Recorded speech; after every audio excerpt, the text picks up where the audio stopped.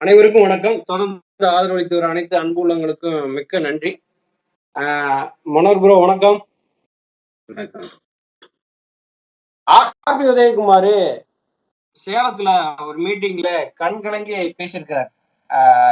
கலைஞர் நினைவிடம் அமைக்கிற அந்த கோப்புல கையெழுத்து போட்டு மிகப்பெரிய அளவுல பாவச் செயலை செஞ்சுட்டேன் அப்படின்னு சொல்லி பேசியிருக்காரு. அதை பத்தி உங்களுடைய கருத்து என்ன? கையெழுத்து போடும்போது போட்டுட்டாரு. திமுக ஆட்சிக்கு வந்தா பல்வேறு குற்ற வழக்குல தப்பிக்கிறதுக்காக போட்டுட்டாரு. இப்ப அதுக்குண்டான பிரயாச்சிதம் தேடுறதுக்காக ஒரு வார்த்தை சொல்லியிருக்கிறார். அவர் கையெழுத்து போட்டதெல்லாம் வேணும்னு தெரிஞ்சுதான் போட்டிருக்கிறார். ஆனா உதயகுமார் அதிமுக செய்யக்கூடிய ஒவ்வொரு துரோகமும் அவர் எத்தனை கோயில் குளம் ஏறினாலும் அந்த பாவத்தை அகற்ற முடியாது. போதாக்குறைக்கு அவருடைய வாயிலே இருந்து இது வரைக்கும் யாருக்கு தெரியாமதான் இருந்தது. அந்த கோப்புல கையெழுத்து போட்டன்றது ரகசியமாக இருந்தது, பாதுகாக்கப்பட்ட ரகசியமாக இருந்தது. ஆனா அவரே அவருடைய வாயிலிருந்து சொன்னது மிகப்பெரிய ஒரு அதிமுக ஒரு செஞ்ச மிகப்பெரிய துரோகம் தான். திமுகவுக்கு அந்த கோப்புல கையெழுத்து போட்டேன்னு சொன்னது அது ஒரு கழகத்துக்கும் புரட்சி தலைவருக்கும் புரட்சி தலைவர் அம்மா அவர்களுக்கும் செய்த மிகப்பெரிய துரோகம். அவர் எங்க போனாலும் அந்த துரோகத்துக்கு அவர் பரிகாரம் தேடவே முடியாது. அப்படிதான் சொல்லணும். அந்த அந்த இந்த பாவச்செயலம் இந்த பாவச்செயலை மட்டுமா செஞ்சிருக்காரு? ஏகப்பட்ட பாவச்செயல் செஞ்சிருக்காருல்ல அதிமுகவுக்கு.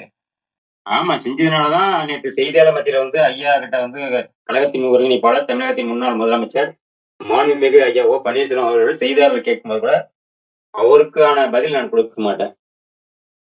கொள்கை முடிவு எடுத்திருக்கேன்னு சொன்னார் ஐயா. கொள்கை முடிவு அது கொள்கை முடிவு ஒரு முன்னாள் முதலமைச்சர் ஒரு உள்ளத்திலிருந்து இதயத்திலிருந்து சொல்றாருன்னா, அப்ப அந்த உதயகுமார் இந்த இயக்கத்துக்கும் தென் மாவட்டத்தில் இருக்கக்கூடிய ஒட்டுமொத்த சமுதாய மக்களுக்கும் எடப்பாடி என்கிற ஒரு மிகப்பெரிய ஒரு துரோகியோட சேர்ந்து கொண்டு செய்த துரோகம் என்பது ஆர்பி உதயகுமாரை மன்னிக்க முடியாத இடத்தில் இருக்கிறார். அதனாலதான் கொள்கை முடிவாக எடுத்து விட்டேன் என்று மாண்புமிகு ஐயா ஓ பன்னீர்செல்வம் அவர்கள் தெரிவித்திருக்கிறார்கள். இதை விட வேற எதுவும் சொல்ல முடியாது. முதல்ல ஐயா ஓபிஎஸ் நல்லாதான் ஆட்சி செஞ்சுட்டு இருந்தாங்க. அம்மா மறைவுக்கு பின்னாடி பாத்தீங்கன்னா இது இப்ப வர்தா புயலா இருக்கட்டும், சென்னை குடிநீர் பிரச்சனையா இருக்கட்டும், ஜல்லிக்கட்டு பிரச்சனையா இருக்கட்டும், எல்லா பிரச்சனையுமே அம்மா எப்படி ஆட்சி செஞ்சாங்களோ அதே மாதிரிதான் தீர்வு கண்டாங்க.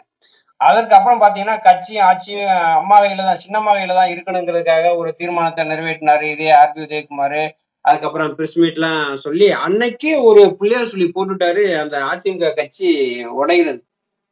ஆமை புகுந்த வீடு விளங்காதுன்னு சொல்லுவாங்க, கிராமத்துல பழமொழி சொல்லுவாங்க. அது எல்லாருக்கும் தெரிஞ்சதுதான்.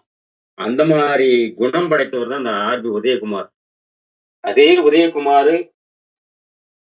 புரட்சித் தலைவருடைய நூற்றாண்டு விழாவில் கழக ஒருங்கிணைப்பாளர் ஐயா ஓ பன்னீர்செல்வம் அவர்களை வரலாற்று பரதன் என்றும் ஜல்லிக்கட்டு நாயகன் என்றும் வர்தா புயலை எப்படி விரட்டி அடித்தார் முதலமைச்சராக இருந்து ஐயா ஓ பன்னீர்செல்வம் என்பதை பற்றியும் அந்த சபையை அமைதியாக கேட்கிற அளவுக்கு புகழ்ந்து பேசினார்.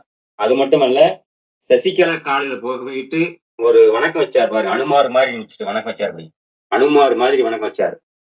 இப்ப அவங்களை 2 பேரையும் அதிமுக விலகிட்ட பிறகு எடப்பாடி பழனிசாமிக்கு மிகப்பெரிய அடிப்பணிந்து வேலை செய்யறார். இது அதிமுக வரலாற்றுல அதாவது ஆர்பி உதயகுமாரை என்றைக்குமே அதிமுக கடைகோடி தொண்டனால் கூட மன்னிக்க முடியாத இடத்துலதான் ஆர்பி உதயகுமார் இருக்கிறார்.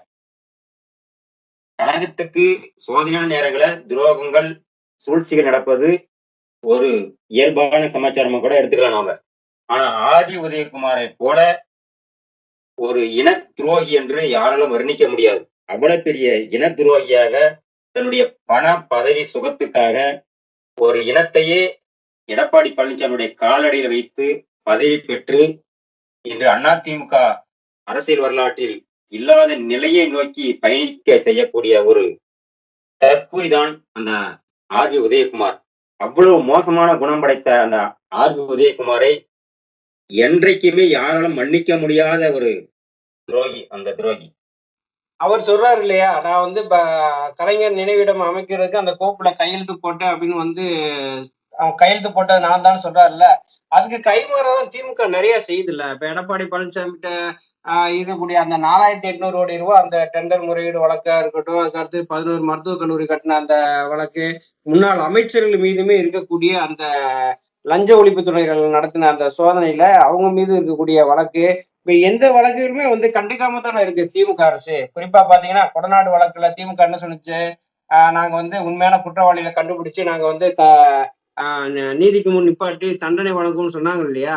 இப்ப அந்த கொடநாடு வழக்கு வந்து கோமோ ஸ்டேஜ்ல தானே கிடக்குது. எதுவுமே செய்யலில. அப்ப இவரு இப்ப ஆர்.பி. உதயகுமார் கையெழுத்து போட்டதுக்கு கைமாறா இதெல்லாம் வந்து திமுக அரசு செய்யத்தானே செய்யுது. ஆமா ஆமா. ஆர்.பி. உதயகுமார் மட்டும் இல்ல, எடப்பாடி பழனிசாமியுடைய அமைச்சர்கள் இருந்த அத்தனை அமைச்சர்களுக்கும், எடப்பாடி செய்தக்கூடிய பல்வேறு துரோகங்களுக்கும், கழகத்தினுடைய அந்த ஆட்சிக்கு விரோதமா செயல்பட்ட அத்தனை செயல்பாடுகளுக்கும் திமுக வந்து கைமாறாக தான் இன்னைக்கு வந்து அந்த கொடநாடு வழக்கை ஒட்டுமொத்தமாக ஜெயக்குமார் முன்மொழிகிறாரு. கொடநாடு வழக்கு என்ன அப்படின்னு சொல்லி பேசுறாரு. இதுக்கெல்லாம் காரணம் வந்து கொடநாடு வழக்கு தான் மிகப்பெரிய ஒரு மறைக்க முடியாத அந்த வழக்கு. ஆனா அதுல இருந்து தப்பிச்சு நிக்கிறாரு எடப்பாடி பழனிசாமி. இதுக்கெல்லாம் உடந்தையாக இருக்கிறாங்க முன்னாள் அமைச்சர்கள். அந்த முன்னாள் அமைச்சர்கள் எல்லாம் எடப்பாடி பழனிசாமி கைய கால பிடிச்சாரு தெரியல, கால்ல நீட்டி விழுந்து கேட்டுக்கிட்டாரு தெரியல. யாருமே வந்து திமுக விமர்சிக்க வேண்டாம். நான் வந்து இந்த கொடநாடு வழக்குல இருந்து தப்பிக்கணும். அதனால எல்லோருமே திமுக ஆட்சி முடிகிற வரைக்கும் அமைதியாக இருப்போம். திமுக என்னென்னலாம் கேட்டுக்குதோ அதுக்கெல்லாம் நம்ம வந்து உடந்தையா இருந்தாதான் என்னை வந்து உள்ள வைக்க மாட்டாங்க. இல்ல உள்ள வச்சுட்டாங்கன்னா இது என்னுடைய இனத்துக்கும் மிகப்பெரிய அவமானம். இந்த என்னுடைய இனத்தில் இருக்கவங்க யாருமே எடப்பாடி பழனிசாமி அப்படிங்கிற ஒரு நபரை வந்து மன்னிக்க மாட்டாங்க, ஏத்துக்க மாட்டாங்க. அதனால இந்த தவறெல்லாம் நாம வந்து மறைக்கணும்னா திமுக வந்து வெளியுறவுக்கு காட்டாம இருக்கணும்னா நீங்க எல்லாரும் அமைதியா இருக்கணும். நம்ம எல்லாருமே சேர்ந்து திமுக கொஞ்சம் ஒத்து ஊதணும் அப்படிங்கிறது தான் எடப்பாடி பழனிசாமியோட அஜெண்டா. அந்த அஜெண்டாவுக்கு பிரகாரம் தான் எல்லாருமே இன்னைக்கு இருக்கிறாங்க.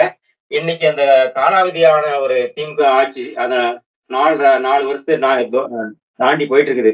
அதனால இப்ப வந்து அந்த தெரியாத கோப்புல கையெழுத்து போட்டோம் அப்படிங்கிற இதை வந்து ஸ்டேட்மெண்ட் வந்து ஆர்.பி. உதயகுமார் சொல்லிக்கிறார். நான் உத்தமன், என்கிட்ட எந்த ரகசியமும் இல்ல, நான் நிரபராதி, நான் திமுகவுடைய அந்த கோப்புல வந்து அந்த சமாதி அமைக்கிற கோப்புல வந்து கையெழுத்து போட்டது நான் போட்டேன் தான், உண்மைதான், ஒத்துக்கிறேன் அப்படிங்கிறது கடைசி கட்டத்துல வந்து இப்ப சொல்றாரு. இது ஏன்னா அனைத்து இந்திய அண்ணா திராவிட முன்னேற்ற கழகத்தில் இருக்கக்கூடிய மேல்மட்ட தலைவர்களுக்கு எல்லாருமே இது தெரிஞ்சது. இது என்னைக்காவது யாராவது கேள்வி கேட்டா என்ன பண்ற அப்படிங்கிறதுக்காக அவர் முன்னாடியே ஒரு ஸ்டேட்மெண்ட் வந்து கொடுத்துருக்கிறார். இல்ல அவர் செய்த பாவச் செயல்னு சொல்லி பட்டியல் போட்டோம்னு வச்சுங்களேன், நிறைய இருக்குது. இப்ப ஐயா ஓபிஎஸ் வந்து பொதுக்குழு கூட்டத்துக்கு வந்து போறாங்க. ஐயா குண்டர்கள், ரவுடிகள்லாம் நிப்பாட்டிச்சு பாட்டுல வச்சு வீசுறாங்க, ஏசுறாங்க, எல்லாம் செய்யறாங்க. அதையெல்லாம் வேடிக்கை பார்த்துக்கிட்டு இருந்ததும் ஒரு பாவச்செயல் தானே. ஆமா, அது ஒரு ஒரு ஒரு சமூகத்தின் ரீதியாக கண்ணோட்டத்துல பார்க்க போனா ஐயா வந்து ஒரு தேவர் சமுதாய மக்கள்ல அவரும் வருவார். ஆனா அப்படிப்பட்ட ஒரு தலைவருக்கு வந்து முன்னாள் முதலமைச்சராக இருந்தவர், கழகத்தின் அம்மாவால் அடையாளம் காட்டப்பட்டவருக்கு அந்த பாட்டில் எரிஞ்சு வீசுறாங்கன்னா அன்னைக்கு வேடிக்கை பார்க்கிறாரு உதயகுமார்னா அவர் செஞ்ச மிகப்பெரிய பாவச் செயல் தான். சசிகலா அம்மையாரை வந்து அதிமுக இருந்து விரட்டி அடிக்கிறார் எடப்பாடி பழனிசாமி அப்படின்றாரு. அது தட்டி கேட்காம இருந்தது ஒரு பாவச் செயல் தான். தினகரனை வந்து அதிமுக நீக்கி அவர் ஒரு தனிக்கட்சி இயக்கத்தை ஆரம்பிச்சு அதிமுகவுடைய ரத்தத்தை வந்து பாகப்பிரிவினையாக பிரிவு பண்ணி அமமுக என்ற ஒரு கட்சியை நடத்த வச்சது எடப்பாடி பழனிசாமினா அதுக்கு உடந்தையா இருந்தது ஒரு பாவச் செயல் தான். இந்த பாவச் செயலுக்கெல்லாம் இந்த நாட்டுல உலகத்துல எந்த மூலையில எவ்வளவு பெரிய கோயில் இருக்குது, அந்த கோயில் போய் குளிச்சாலும் பாவம் திருநா கூட அதாவது இந்த ஆர்.பி. உதயகுமார் செய்த பாவத்துக்கு எங்கேயுமே விமோசனமே கிடைக்காது. இப்ப இப்ப மக்கள் மத்தியில எப்படி வெட்ட வெளிச்சமா ஆயிடுச்சு அப்படின்னா, கலைஞருடைய அந்த நினைவிட அமைப்பதற்கு வந்து ஆர்.பி. உதயகுமார் தான் ஒப்புதல் கொடுத்து கையெழுத்து போட்டு இருக்கிறார். அது வந்து நல்லா தெரிஞ்சு போச்சு. திமுக எதிர்ப்பு அரசியல் தான் அதிமுக. இன்னைக்கு திமுகவும் அதிமுகவும் கூட்டணி போட்டு இன்னைக்கு வேலை செய்யறாங்க. அதுக்கு வந்து ஒரு தகுதியான தலைமை இல்ல அப்படிங்கிறத தொண்டர்கள் வந்து உணர ஆரம்பிச்சிட்டாங்க. இது வந்து புரட்சி தலைவர் உருவாக்கிய இயக்கம். புரட்சி தலைவர் எப்படியெல்லாம் கஷ்டப்பட்டு ஒரு தன்னுடைய நாடக நடிப்பின் மூலமா சினிமா துறையின் மூலியமாக வளர்ந்து பேரறிஞர் அண்ணாவுடைய கொள்கையை கடைபிடிச்சு எப்படியெல்லாம் துரோகங்களை கடந்து இந்த திமுகவுடைய வெற்றிக்கு பாடுபட்டு அடுத்து திமுகவிலிருந்து புரட்சி தலைவர் வெளியேற்றப்பட்ட போது புரட்சி தலைவர் பேரறிஞர் அண்ணாவினுடைய பெயரால் இந்த இயக்கத்தை அனைத்து இந்திய அண்ணா திராவிட முன்னேற்ற கழகம் என்ற மாபெரும் மக்கள் இயக்கத்தை உருவாக்கி தமிழகத்தில் தொடர்ந்து நல்லாட்சி தந்த புரட்சி தலைவருக்கு செய்த மிகப்பெரிய துரோகம். புரட்சி தலைவருடைய உருவாக்கி அனைத்து இந்திய அண்ணா திராவிட முன்னேற்ற கழகம் திமுகவோடு ஒட்டி உறவாடுகிறது. இந்த இயக்கம் என்றைக்குமே திமுகவோடு சமரசம் செய்து கொள்ளாத ஒரு மாபெரும் மக்கள் சக்தி கொண்ட இயக்கம். புரட்சி தலைவி மாண்புமிகு அம்மா அவர்கள் சட்டசபையில் தொடர்ந்து திமுகவினுடைய எதிர்ப்பு நிலையை எடுத்துதான் தமிழகத்தில் தொடர்ந்து நல்லாட்சியை தந்தார்கள். தமிழக மக்களும் திமுகவை விரும்பாத, திமுக தலைவருடைய கருணாநிதியை விரும்பாத அத்தனை தரப்பு மக்களும், அரசு அதிகாரிகளும், தனியார் நிறுவனங்களும் புரட்சித் தலைவர் மாண்புமிகு அம்மா அவர்களை கொண்டாடியது. அப்படிப்பட்ட இயக்கத்தை இன்று திமுகவிடம் அடகு வைத்திருப்பது அனைத்து இந்திய அண்ணா திராவிட முன்னேற்ற கழகம் என்று இருக்கக்கூடிய ஒட்டுமொத்த தொண்டர்கள் தலைவணங்கக்கூடிய ஒரு நிலையை எடப்பாடி பழனிசாமியோடு இருக்கின்றவர்களும் ஏற்படுத்தி இருக்கிறார்கள். இந்த நீங்க சொன்னீங்க உதயகுமார் தான் இந்த பாவத்தை செஞ்சாருன்னு. எடப்பாடி பழனிசாமியும் இந்த பாவத்தை சேர்ந்தே செய்திருக்கிறார். அதுக்கு முன்மொழிந்தவர் தான் எடப்பாடி பழனிசாமி. எடப்பாடி பழனிசாமி என்னென்ன பாவம் எல்லாம் செஞ்சாரோ அதுக்கு உடனடியாக பல்வேறு நிலைகளே அந்த ஆர்பி உதயகுமாரும் பாவத்தை செஞ்சிருக்கிறாங்க. இவங்களெல்லாம் என்னைக்குமே மக்களால் மன்னிக்க முடியாத ஒரு தலைவராக தான் இருக்க போறாங்க. தலைவர் என்ற பெயருக்கு இவர்களெல்லாம் தகுதியே கிடையாது. அப்படிதான் சொல்லணும். நன்றி. நன்றி, வணக்கம்.